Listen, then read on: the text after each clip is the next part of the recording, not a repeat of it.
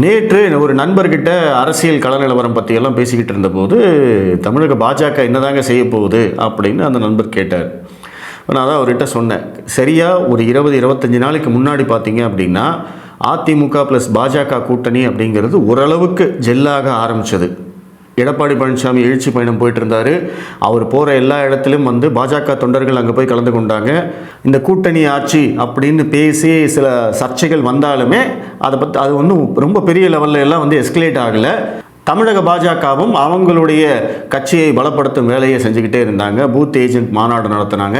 அதற்கு வந்து அமித்ஷா வந்துட்டு போனார். எடப்பாடி பழனிசாமியை முதல்வராக்குவோம் அப்படின்னு அண்ணாமலை அவர்களும் சொல்லிட்டாரு. அதுதான் வந்து ஒரு கடைசி அஸ்திரமாக இருந்தது. அண்ணாமலை அவர்கள் இதுக்கு ஒத்துக்குவாரா அப்படின்னு எல்லாருக்கும் சந்தேகம் இருந்தது. அண்ணாமலையும் அந்த வார்த்தையை சொல்லிட்டார். சொன்னதுக்கு பிறகு ஆல்மோஸ்ட் கொஞ்சம் மனக்குறைகள் இருந்தவங்க, இந்த கூட்டணியில் வந்து கோபம் இருந்தவங்க, அவங்க எல்லாருமே ஓரளவுக்கு சரி ஓகே என்னதான் நடக்குதுன்னு பார்ப்போம் அப்படிங்கிற அந்த மனநிலைக்கு வரும்போது தான் இந்த கூட்டணி அப்படியே வந்து பிளாஸ்ட் ஆக ஆரம்பிச்சது. ஆல்மோஸ்ட் வெடிச்சிருச்சு. ஒரு பக்கம் ஓபிஎஸ் வெளியில் போனார். அது முடிஞ்ச உடனே தினகரன் வெளியில் போனார். இவங்க 2 பேரும் வெளியில் போனதுக்கு அண்ணாமலை தான் காரணம்னு ஒரு கும்பல் வந்து கிளப்ப ஆரம்பிச்சது. வெளியில் போன தினகரன் சும்மா இருக்காமல் நயினார் நாகேந்திரன் டார்கெட் பண்ணி அவர் பேச ஆரம்பித்தார். அதற்கும் வந்து அண்ணாமலை தான் காரணம் அப்படின்னு சொன்னாங்க. அதிமுகவில் செங்கோட்டையின் வெளியில் வந்து பிரிந்து போனவர்கள் எல்லாம் சேர்க்க வேண்டும், ஒருங்கிணைந்த அதிமுக அப்படின்னு கோஷம் போட்டார். அன்றைக்கே வந்து அவரை கட்சி பதவியிலிருந்து விலக்கிட்டார் எடப்பாடி பழனிசாமி. அதுக்கப்புறம் அவர் டெல்லி போனார். அங்கே போய் அமித்ஷாவை சந்தித்ததா சொன்னாங்க. நிர்மலா சீதாராமன் இங்கே வந்தாங்க. தமிழக பாஜக தலைவர்கள் அடங்கிய அந்த உள்ளரங்க கூட்டத்துக்குள்ளே நிர்மலா சீதாராமன் அவர்கள் அண்ணாமலையை பற்றி விமர்சித்ததாக ஒரு செய்தி. அந்த 20 நாள் கழித்து பார்த்தோம்னா இன்றைக்கி தேசிய ஜனநாயக கூட்டணி அப்படிங்கிற கட்சியே இல்லை. இன்றைக்கி அந்த தேசிய ஜனநாயக கூட்டணியில் யார் இருக்கா அப்படின்னா பாஜக மட்டும்தான் இருக்குது. கூட தமிழ் மாநில காங்கிரஸ் தலைவர் வாசன் அவர் மட்டும்தான் இருக்கார். பாமக 2ஆக உடஞ்சிருச்சு. தினகரன் வெளியில் போயிட்டார். ஓபிஎஸ் இல்லை. இப்போ பாரிவேந்தர், ஏசி சண்முகம் இவங்கெல்லாம் வந்து அந்த கூட்டணியில் இருக்காங்களா இல்லையான்னே தெரியாமல் அவங்க இருக்காங்க. ஸோ அப்போது அங்கே ஒட்டுமொத்த கூட்டணியும் காலி. அப்போ 2024 பாஜக கூட்டணிக்கு, இந்த தேசிய ஜனநாயக கூட்டணிக்கு 18.5% வாக்கு வங்கி அப்படின்னு சொல்லி நம்மெல்லாம் பெருமை பேசிட்டு இருந்த போது அந்த 18.5%த்தில் இன்றைக்கி மொத்தமாக காலி பண்ணிட்டாங்க. பாஜகவுக்குன்னு இருந்த அந்த 11%, 12% வாக்கு வங்கியும் காலி பண்ணும் விதமாக அண்ணாமலை மீது தொடர்ச்சியாக வந்து ஒரு பொய்யான குற்றச்சாட்டுகள், அதை வந்து ஒரு மிகப்பெரிய இஷ்யூவாக மாற்றி கட்சிக்காரங்களே வந்து அவரை வந்து விமர்சனம் செஞ்சு அதை வந்து கட்சி வந்து வேடிக்கை பார்த்துக்கிட்டு இருந்தது. எல்லாம் சேர்ந்து பார்த்திங்கன்னா இன்றைக்கி என்ன ஆகுது, கட்சியுடைய அஃபீஷியல் சமூக வலைதள பக்கங்கள், அந்த பக்கங்கள்லேருந்து சில செய்திகள் வரும்போது அதுக்கு கீழே வர்ற கமெண்ட் அத்தனையுமே பாஜகவுக்கு எதிராக, தலைமைக்கு எதிராகவே இருக்குது. இது மாதிரி வந்து எந்த கட்சியிலையுமே நடக்காது, எந்த மாநிலத்திலையும் நடக்காது. கட்சியுடைய முடிவுகளில் சில அதிருப்திகள் இருக்கலாம். அதுவும் ஒரு சாராருக்கு மட்டும்தான் சில அதிருப்திகள் இருக்கும். இப்போ உதாரணத்துக்கு ஒரு தொகுதியில் ஒருத்தருக்கு சீட்டு கொடுக்குறாங்க அப்படின்னா சீட்டு கிடைக்காத ஒருத்தர் வந்து அதிருப்தியில் இருப்பார். அவருடைய ஆதரவாளர்கள் வந்து ஏதோ ஒரு விமர்சனம் வைப்பாங்க. அதுவும் வந்து காலப்போக்கில் வந்து சரியாயிடும். ஆனால் இங்கே என்ன ஆயிருக்கு, தலைவர்கள் எல்லாம் ஒரு பக்கமாக இருக்காங்க, தொண்டர்கள் எல்லாம் ஒரு பக்கமாக நிற்கிறாங்க. இன்றைக்கி ஒட்டுமொத்த பாஜக தொண்டர்களும் அண்ணாமலை பக்கம் நிற்கிறாங்க. தலைவர்கள் எல்லாம் என்ன பண்ணுறாங்க, அதிமுக பக்கம் நிற்கிறாங்க. இந்த நிலைமை வந்து இன்றைக்கி ஒவ்வொரு பாஜக தொண்டனுக்குமே வந்து ஒரு மிகப்பெரிய வருத்தத்தையும் கோபத்தையும் கொடுத்துருக்கு. எப்படி இருந்த கட்சியை எப்படியா மாற்றி வச்சுருக்கீங்க அப்படின்னு எல்லாருமே கேட்க ஆரம்பிச்சிட்டாங்க. எனக்கு 2-3 நண்பர்கள் ஃபோன் பண்ணி கேட்டபோது கூட வந்து என்ன சார் நடந்துக்கிட்டு இருக்கு அப்படின்னு தான் கேட்டாங்க. இந்த மாதிரியான ஒரு நிலைமைக்கு கட்சியை கொண்டு போனது யார்? முதல்ல அந்த கேள்விக்கு பதில் தேடணும். எல்லாரும் சொல்லக்கூடியது என்ன, அமித்ஷா அவர்கள் தான் வந்து இப்படி ஒரு முடிவெடுத்தார், அவர் அண்ணாமலையை வந்து விலக்கி வச்சது ரொம்ப தப்பு, நிர்மலா சீதாராமன் வந்து இங்கே தமிழக அரசியலில் வந்து தலையிடுறது ரொம்ப ரொம்ப தப்பு அப்படின்னு எல்லாரும் சொல்லிக்கிட்டே இருந்தாங்க. அது மட்டும் இல்லாமல் ஆடிட்டர் குருமூர்த்தி அவர் வேறு கரெக்டாக இந்த நேரம்னு பார்த்து ஒரு பேட்டி கொடுத்து அண்ணாமலை வந்து ரொம்ப வேகமாக செயல்படுகிறார் அப்படிங்கிற மாதிரி அவர் பேசி வைக்க அந்த ஒரு வரியை எடுத்து அதுவும் வந்து ஒரு மிகப்பெரிய விவாதமாக போயிட்டு இருந்தது.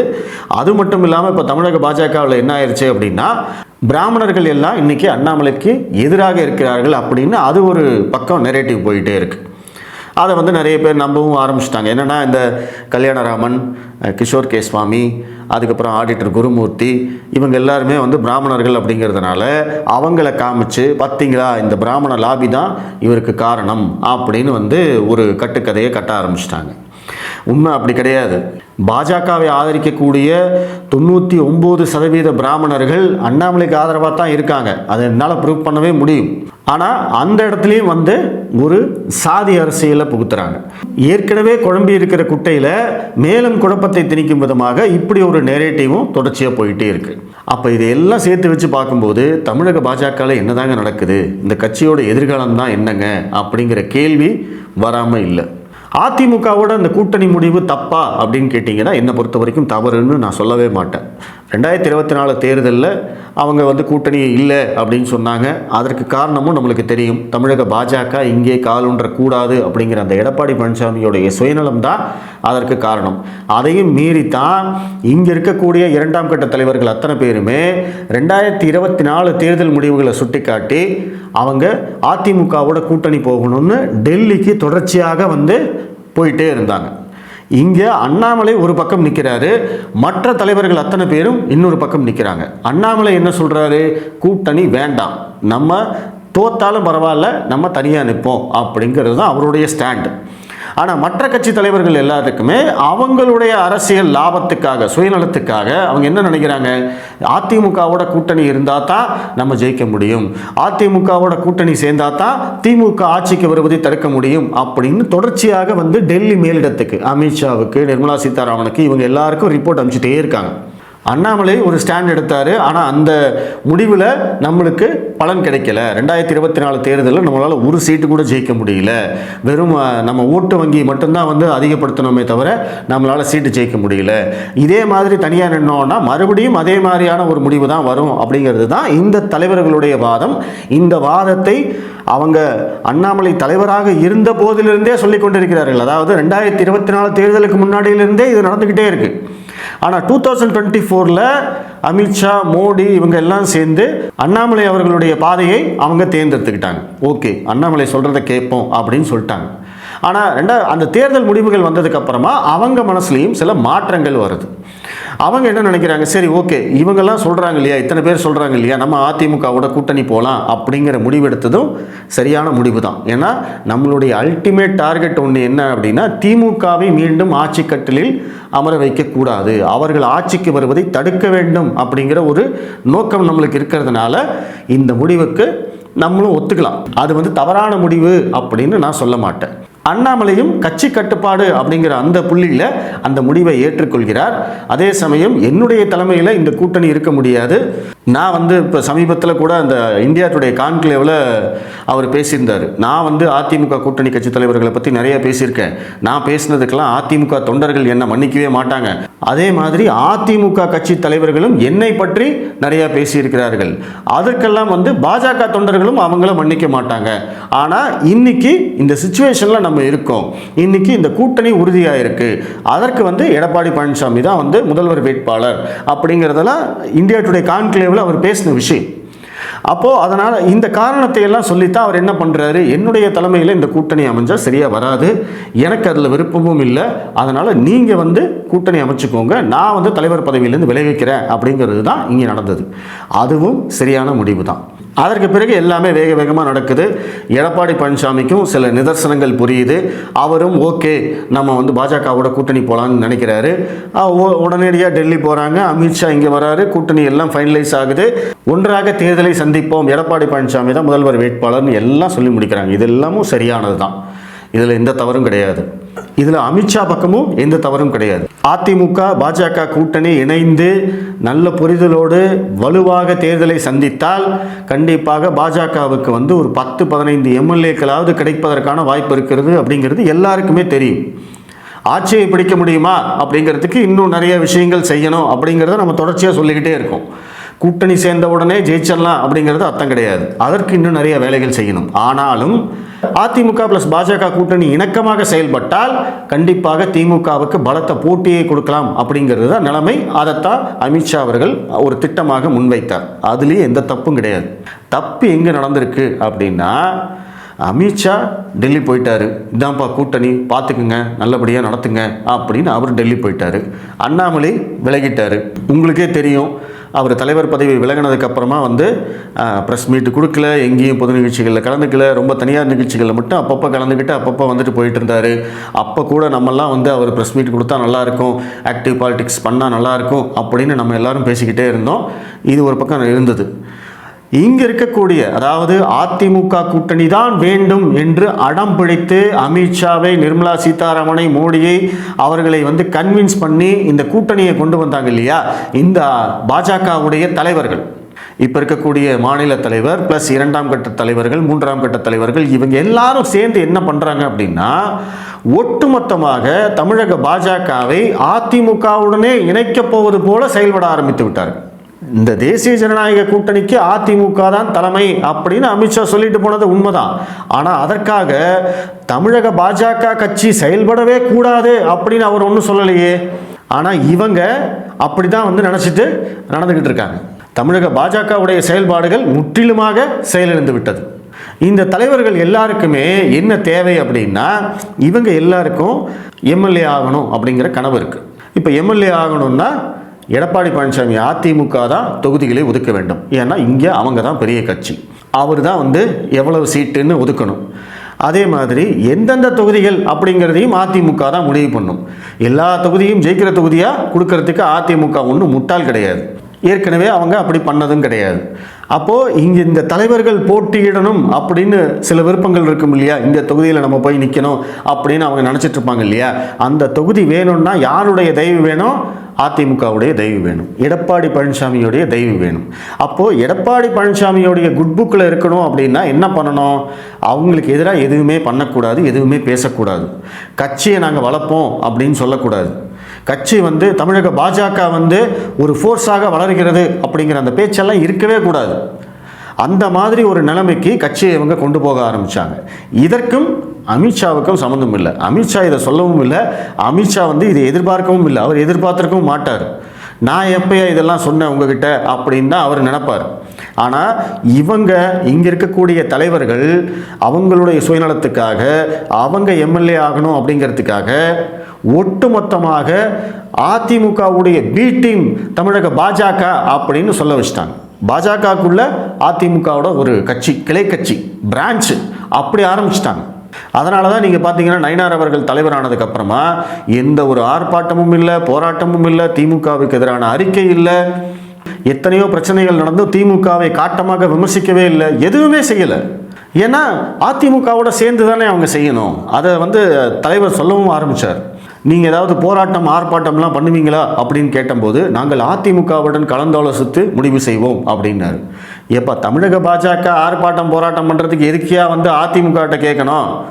அப்போது இவங்களுடைய நோக்கம் என்னவாக இருக்கிறது? அதிமுகவை மீறி நாம் செயல்படக்கூடாது.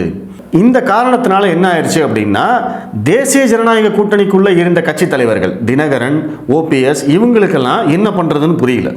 அண்ணாமலை இருந்த வரைக்கும் அண்ணாமலை தொடர்ச்சியாக சொல்லி கொண்டிருந்த விஷயம் என்ன?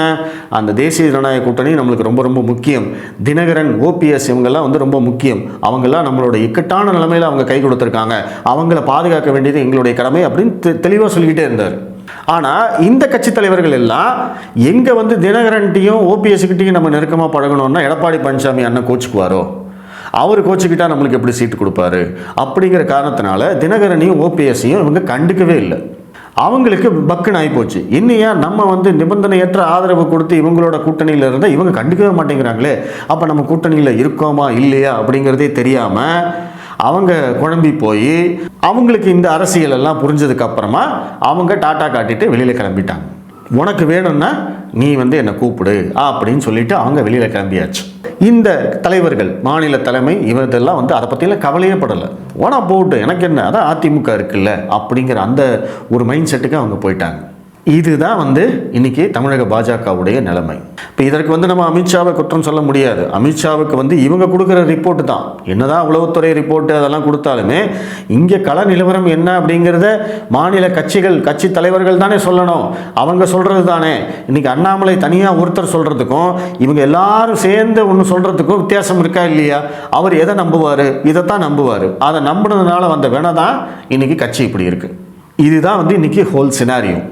இவங்க கட்சியை வந்து என்ன பண்ணுறாங்க, பின்னாடி இழுத்துட்டு போகிறாங்க.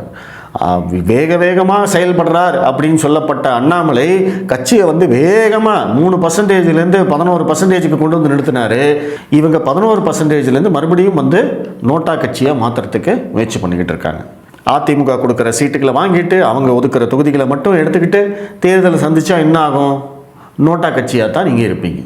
அதிமுகவை மீறி செயல்படக்கூடாது அப்படிங்கிறதுக்காக இவங்க என்ன பண்ணுறாங்க, திமுக எதிர்ப்பையே இன்றைக்கி விட்டுட்டாங்க. திமுக எதிர்ப்பே இவங்க பண்ணுறதில்ல. அண்ணாமலை இருந்த வரைக்கும் எவ்வளோ வீரியமாக அவர் திமுக எதிர்ப்பை பண்ணிக்கிட்டு இருந்தார் அப்படிங்கிறது நம்ம எல்லாருக்கும் தெரியும். இவங்க திமுக எதிர்ப்பும் பண்ணுறதில்ல. அதையும் வந்து எடப்பாடி பழனிசாமி தான் பண்ணணும் அப்படின்னு இவங்க நினச்சிட்டு இருக்காங்க. இப்போ விஜய் வந்து பாஜகவை விமர்சித்து பேசியிருக்காரு. அதற்காவது ஏதாவது எதிர்வினை ஆற்றுவாங்க அப்படின்னு பார்த்தா அதுவும் கிடையாது. ஏன்னா விஜய் வந்து அதிமுக கூட்டணிக்கு வந்தாலும் வரலாம் அப்படிங்கிற ஒரு நிலைமை இருக்கு இல்லையா? அப்போ இவங்க வந்து பாஜக தலைவர்கள் வந்து விஜயை திட்டி அதன் மூலமாக அவர் கூட்டணிக்கு வராமல் போயிட்டா என்ன பண்ணுறது? அப்போ எடப்பாடி பழனிசாமி அண்ணன் கோச்சுக்குவார் இல்லை? அப்போ நம்மளுக்கு சீட்டு கிடைக்காம போயிடும். அதே மாதிரி அந்த சீட்டு கிடைச்சாலும் தொகுதி கிடைத்தாலும் அங்கே வெற்றி பெறுவதற்கு யாருடைய உதவி வேண்டும்? அதிமுக தொண்டர்களுடைய உதவி வேண்டும். எடப்பாடி பழனிசாமி கருணை காட்டணும். அப்போ தான் வந்து இவங்க ஜெயிக்க முடியும். இதெல்லாம் சேர்ந்ததுனால தான் இன்றைக்கி தமிழக பாஜக இப்படி இருக்குது. இந்த சூழ்நிலையில் வந்து அண்ணாமலைக்கு சீட்டு கிடைக்குமா அப்படிங்கிறதெல்லாம் வந்து நிறைய பேர் கேட்குறாங்க. ஐயா, அண்ணாமலைக்கு சீட்டு கிடைச்சாலும் அதிமுக காரங்க அவரை ஜெயிக்க விட மாட்டாங்க. அதுதான் உண்மை, நிதர்சனமான உண்மை. நான் ஓப்பனாக சொல்கிறேன், 100% அண்ணாமலை ஜெயிக்கிறத அதிமுக காரன் விரும்ப மாட்டான். அவன் ஜெயிக்க விட மாட்டான். அவங்களுக்கு அந்த பழக்கமே கிடையாது. அப்போ தமிழக பாஜகவோட எதிர்காலம் என்ன தான் ஆகும்னு கேட்டிங்கன்னா ஒன்றுமே ஆகாது. நீ ஒன்றும் பண்ணவும் முடியாது. அன்ரிப்பேரபிள் ஒரு சுச்சுவேஷனுக்கு வந்து பாஜகவை இவங்க திரும்ப கூட்டிகிட்டு போயிட்டுருக்காங்க அப்படிங்கிறது தான் நிதர்சனம். இதை வந்து அமித்ஷா புரிஞ்சுக்குவாரா, புரிஞ்சுக்கிட்டு ஏதாவது நடவடிக்கை எடுப்பாரா அப்படின்னு கேட்டால் நம்மளுக்கு தெரியல. ஏன்னா தேர்தல் வந்து கொஞ்சம் கொஞ்சமாக நெருங்கிட்டே இருக்குது. இங்கே களம் வந்து மாறிக்கிட்டே இருக்குது. அப்படி இருக்கிற போது பெரிய மாற்றங்களையும் வந்து பாஜகவால் எதுவும் செய்ய முடியாது. இங்கே இருக்கக்கூடிய அந்த தலைவர்களை மீறி வேறு யாரும் செயல்படவும் முடியாது. அண்ணாமலைக்கும் அதிகாரம் கிடையாது. அப்படி இருக்கிற போது இங்கே எந்த மாற்றமும் வருவதற்கான வாய்ப்புகள் இல்லை. இந்த கட்சி தலைவர்கள் எல்லாரும் இவங்க என்ன பண்ண போகிறாங்க? நயினார் நாகேந்திரன், வானதி ஸ்ரீனிவாசன், தமிழிசை சவுந்தரராஜன், பொன் ராதாகிருஷ்ணன், இவங்க இன்னும் மற்ற 2ஆம் கட்ட தலைவர்கள் அத்தனை பேருமே இவங்கெல்லாம் என்ன பண்ண போகிறாங்கன்னா அதிமுகவோட குட் புக்கில் இருக்கணும், எடப்பாடி பழனிசாமியோடைய குட் புக்கில் இருக்கணும், நம்மளுக்கு சீட்டு கிடைக்கணும், தொகுதி கிடைக்கணும், அதில் ஜெயிக்கணும் அப்படிங்கிறது மட்டும்தான் இன்னைக்கு இவங்களுடைய எண்ணமாக இருக்கிறது. அந்த எண்ணம் இன்னைக்கு தொண்டர்களுக்கும் தெரிஞ்சு போச்சு. நான் என்னமோ புதுசாக சொல்லலை. இதெல்லாம் வந்து சாதாரண தொண்டனுக்கே இன்றைக்கி எல்லாத்துக்கும் தெரிஞ்சு போச்சு. நீங்கள் இதுக்கு தாண்டா இப்படியெல்லாம் பண்ணுறீங்க அப்படின்னு அவன் கமெண்ட்டில் கேள்வி கேட்குறான். அதனால தான் அந்த தொண்டர்கள் அத்தனை பேரும் அண்ணாமலை பக்கம் நிற்கிறாங்க. இதுதான் இன்றைக்கி இந்த ஹோல் சினாரியோவே இதுதான். ரங்கராஜ் பாண்டே அவர்கள் இந்த கூட்டணி வந்து அமையணும், வேணும் வேணும்னு சொல்லிக்கிட்டே இருந்தார். அவரே வந்து வெக்ஸாகி என்ன சொல்லிட்டாரு, இன்றைக்கி பாஜகக்குள்ளேயே ஒரு அதிமுக அணி உருவாயிருச்சு அப்படின்னு சொல்லிட்டாரு. நேற்று நடந்த ஒரு விழாவில் தமிழகத்தில் இனிமேல் பாஜக வளரணுன்னா மோடி தமிழ் கற்றுக்கிட்டு வந்தால் மட்டும்தான் முடியும் அப்படின்னு ஒரே வார்த்தையில் சொல்லிட்டார். ஸோ அந்தளவுக்கு வந்து ஒரு 20 நாட்களுக்குள்ள இந்த நிலைமையே மொத்தமாக மாறிப்போச்சு. அவ்வளவு பர்ஃபெக்டாக இவங்கெல்லாம் செயல்பட்டுருக்காங்க. அதுவும் எல்லாமே அவர்களுடைய சுயநலத்துக்காக. ஸோ இது பற்றின உங்களுடைய கருத்துக்களையும் நீங்கள் தெரிவிங்க. நம்ம தொடர்ந்து பேசுவோம். நன்றி.